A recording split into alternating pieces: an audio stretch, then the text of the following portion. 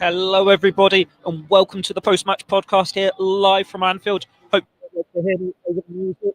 I'm your host, Theo Squires, and Liverpool are through to the FA Cup fourth round after a comfortable victory over Accrington Stanley. A 4-0 victory for the Reds, and they were in cruise control pretty much from start to finish. Goals from Diogo Jota, Trent Alexander-Arnold, substitute Jadon Danns, and substitute Federico Chiesa. I'm sure there'll be a few smiles out of that last one. Liverpool, they had to wait a little while to get the first goal, but it came in really nice play after real nice play in the half-hour mark through Diogo Jota. Accrington actually had a free kick, but Kostas Tsimikas heads that away. Then Trent and Dominic Szoboszlai, they lead the press. Szoboszlai wins possession. He gives it to Alexander-Arnold. Alexander-Arnold, he plays it through to Darwin Núñez, and then Núñez he dribbles into the box, cuts it low, and there is Diogo Jota for a simple tap-in. Now, the second goal, Trent Alexander-Arnold, and he celebrates it in some style. Rio Ngamoa making his debut for the club, still only 16, cuts inside from the left-hand side, has a shot blocked. It falls to Szoboszlai on the edge of the box. He squares it to Trent, and Trent picks the top corner from miles out with an absolute rocket. It's a brilliant strike, and that makes it 2-0 just on the stroke of half-time. At this point, Liverpool, they're through, aren't they? Comfortable. That's all you need. But obviously, they're going to up the ante after the break. Reminder before we go on to the second half goals, we are live on YouTube, so get your comments in. And thanks to our sponsors, as usual, NordVPN, for doing what they do, giving us all their support. They're brilliant. All the information for your usual offer with them will be in the episode description. And yeah, basically Nord are great, so go and subscribe to them. I'll put the Nord man of the match at the end of this podcast, towards the end, along with Ian Doyle's player ratings. Yeah, you need to get your comments in because I'm cold and it'll warm me up. Thanks to Paul Lee for getting that one in. It looks freezing. Some excellent goals to enjoy there. Great report on the action. Thanks, Paul. Thanks for your support. After the break, the third goal, it came from substitute Jadon Danns in the 76th minute. And he hadn't actually been on that long. So Federico Chiesa came on at half-time. And then Jadon Danns came on for Ngamoa in the 72nd minute. Now, Danns runs forward with the ball, plays this great through ball to Chiesa. He's one-on-one. And you think, Chiesa's going to get his first goal. It's a good save from Billy Crellin in the Accrington goal. But pretty much like Danns' second goal, I think, against Southampton last year. Keeper saves it, and it falls really nicely for Jadon Danns to get a tap in front of the Kop to make it 3-0. And then Federico Chiesa, he gets his goal in the last minute, gets the ball off Trey Agnoni, runs to the edge of the box, and then just picks the bottom corner out, in off the post. It's a really lovely goal. Paulie's just asked me what I think of Chiesa's performance. He looks sharp. I agree with that, Paul. I thought Chiesa played really well. He was unlucky not to score before he gets the goal. Like, he's had the one where he's denied one-on-one by the keeper that led to Dan's chance. He had one deflected into the side netting within like a minute of coming on after the break. He hit the post as well. And it's a really encouraging performance from him. I'm sure there'll be a few people that were surprised that he didn't start, that Arne Slot opted for the teenager Rio Ngamoa instead. But let's not take anything away from Ngamoa. He had a really good debut as well for a 16-year-old. He was pulling off all these tricks and skills, having so much fun in the first half in particular, dribbling past players. A really nice, impressive performance. Robert's asking as well what I thought Chiesa. Yeah, as I've just said, I thought Chiesa played well. It's a good performance from him off the bench. Hopefully a sign of things to come for him, because you did fear in January and you're not getting a start against League Two Accrington Stanley. It could have sinister meanings, but he has had a good showing. And while it is only League Two Accrington Stanley, it's still a really good, encouraging showing for him. And let's think about Nottingham Forest next up. Darwin Núñez is suspended, so there could be a chance for attacking options off the bench. I'm getting distracted here because the screen next to me is just showing Chiesa's goal. He nutmegs Zach Orr, I think, and then we're all in awe of the strike. Not sorry about that at all. And it goes in off the post. But yeah, it's a really good shot from Federico Chiesa, a lively showing from him. Robert's tuning in from Boston. So thanks, Robert. What time is it over there? I'm sure it's actually quite early in the morning. Yeah, not too bad. Trent's strike was something else, says John. It was. That was a brilliant strike as well into the top corner. Liverpool through to the FA Cup fourth round. And I really like Trent's celebration as well. Like, obviously, a lot was said about his performance against Manchester United, and he put in the perfect response today. He was captain for Liverpool. He had a smile on his face when he scores, and as soon as that ball hits the net, the Scouser in our team rings out around Anfield. The sports really got behind him today. Floria, who's a regular viewer, he's given Dan's some tributes here. Danzy has the hair, the energy, the techers, and most importantly, the finishing skills to make it. I had to read that for a second there, thinking I put it up and you said something you hadn't. So thanks for being very, not even PG. Thanks for being you for that. That was a really nice comment from Jaden Dans. But yeah, he's a great little promising striker, isn't he? He was linked with a low move in the summer. Didn't happen because of injury. Maybe he'll go on loan this month, but if not, he's got his third Liverpool goal today, and he's just a proper finisher, isn't he? Like, he pops up in the right places. There were plenty of chances for Liverpool throughout this. If we have a look at the stats, I'm sure it'll tell a pretty one-sided story. Liverpool have 22 shots to Accrington's 8, 9 of them on target. They have 46 touches in the Accrington box compared to Accrington having 13 in the Liverpool box. And the possession was 79% Liverpool, 21% Accrington Stanley. Now, they did have a couple of chances to get their consolation goal. Ben Woods, I think he's the boy at Liverpool. No, Josh Woods, sorry, the boy at Liverpool fan, maybe. He was denied by the crossbar in the second half. And then captain Sean Wally had a really fierce strike, hit straight at Kevin Keller from distance. Liverpool had other chances too. Darwin Núñez really should have scored 1 or 2 today.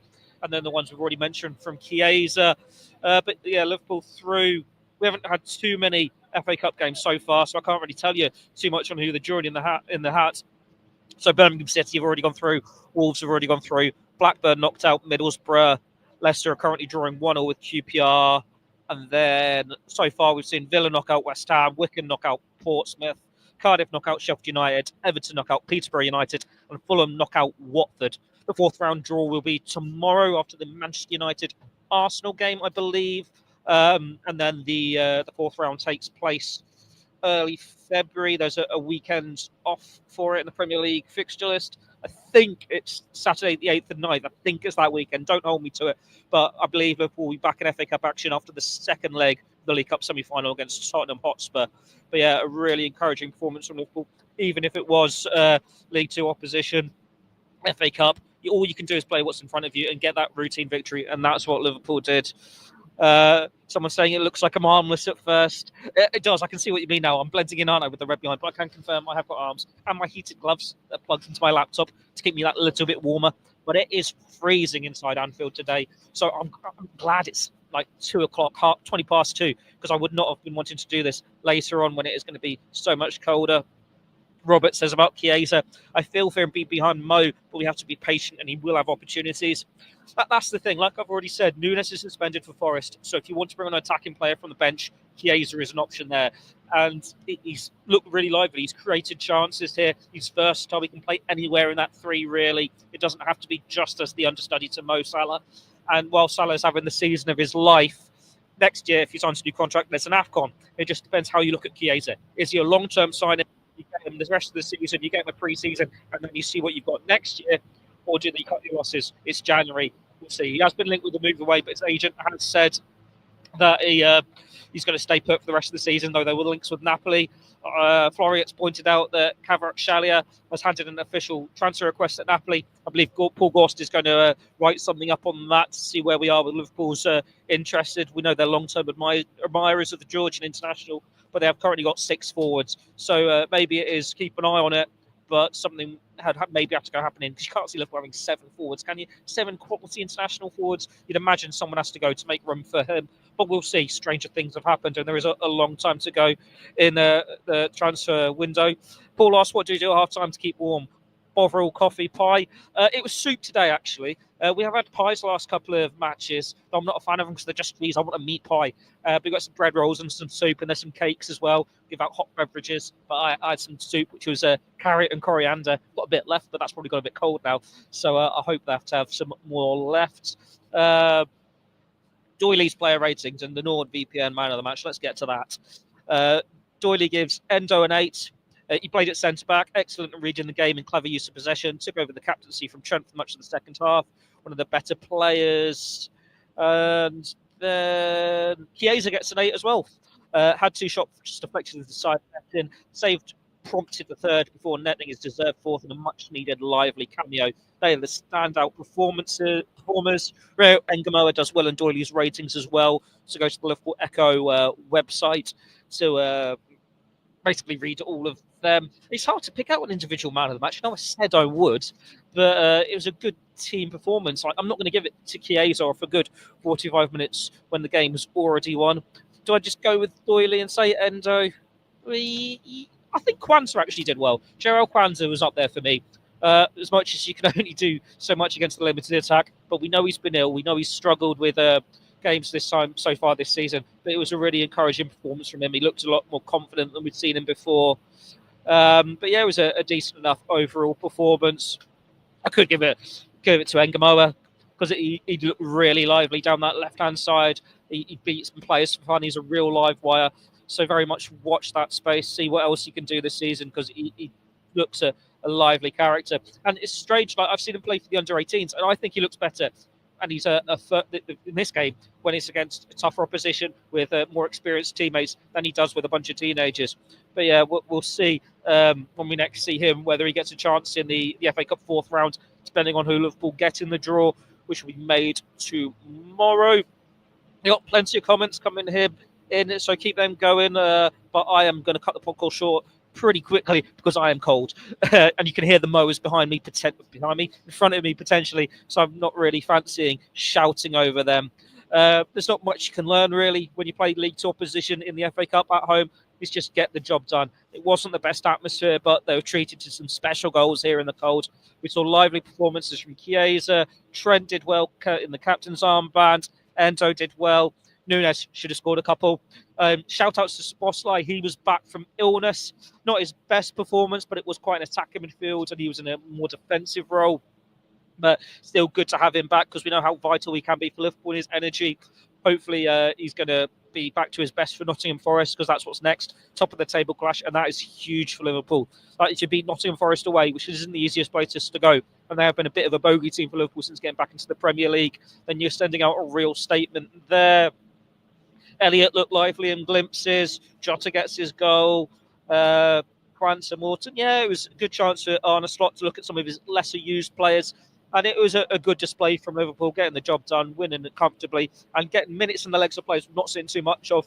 But the main talking point will probably be Federico Chiesa, because it was a really lively cameo. I admit I was surprised he didn't start. You see that second half performance, you're thinking, he's match fit, isn't he? We want to see more of that. Like, this isn't a player you want to see offloaded back to Italy, because if he can do that in the Premier League, if he can do that in the Champions League, then it's an exciting one, because he is a talented player. He had a all right season last year. He's a player Liverpool have watched for a long time. We've had to be patient with him. Hopefully, this is him igniting his Liverpool career. He will potentially get a chance in the Champions League games coming up, because you think Lille at Anfield, PSV Eindhoven away, Liverpool virtually through to the round of 16 already. Granted, the games still matter in terms of getting as good a seeding as possible, but Liverpool know they're already through, so you could rotate a little bit, and we might see a bit more of Federico Chiesa. But as I keep saying, there's only so much you can learn from the cup game, but we'll take the positives. Really good display for Liverpool. They've done what they needed to do. They're through to the FA Cup fourth round. And unless you've got any more comments, I will wrap it up. Paul Thanks says, cheers for wrapping it up in adverse conditions. Yeah, I'm probably going to have to de-ice my car when I get back to it. There is still snow around the outskirts of Anfield, I'm presuming from the Manchester United game last week. That's how cold it is. It was very, very icy by my house this morning. I spent a good 10-15 minutes de-icing the car. It was very slippery on the road. Thankfully, not as bad when you get into Liverpool. I live on the Wirral. But, yeah, not as bad when you get onto this side of the water. But it is cold. And Liverpool, at least they warmed things up for us a little bit. They didn't freeze. They got the job done. And they got some really good goals as well. Thanks, everyone, for tuning in for your latest post-match podcast. Thanks for your comments. Thanks to NordVPN. Until next time, which will probably be Ipswich Town. I don't think I've got in for Nottingham Forest. So I think Ipswich Town at Anfield in a couple of weeks' time. Yeah, that'll be it. Just stay tuned to the Echo website for the Gorsty's verdict, Doyley's analysis, and all the other post-match reaction. Arne Slot's press conference will be starting shortly. And keep it with the Blood Red channel for your Blood Red podcast on Monday when we're talking Accrington Stanley again. And then looking ahead to Nottingham Forest, which is quite mouthwatering, really. It's like the good old days, isn't it, when we hate Nottingham Forest, we hate Everton too, etc., etc. Thanks again for tuning in. Until next time, goodbye.